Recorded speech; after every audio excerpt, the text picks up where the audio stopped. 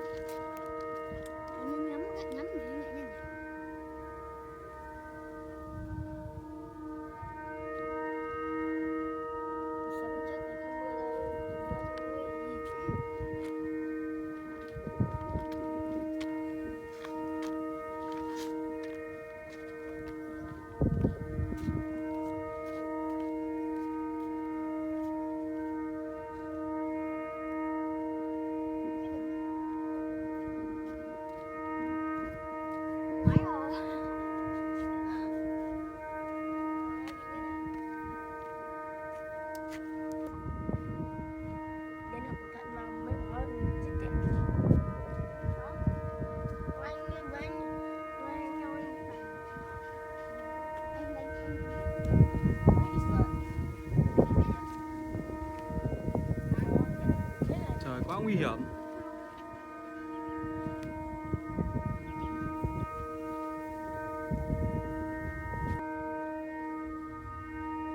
Ái giời.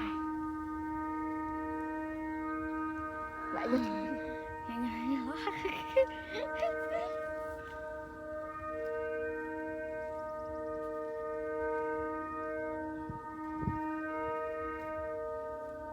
Ôi giời tôi ai vậy nhá.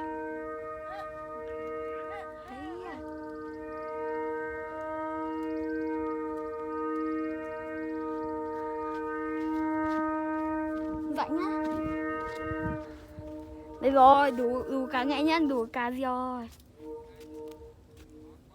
Cuối nhìn vào nước tay không?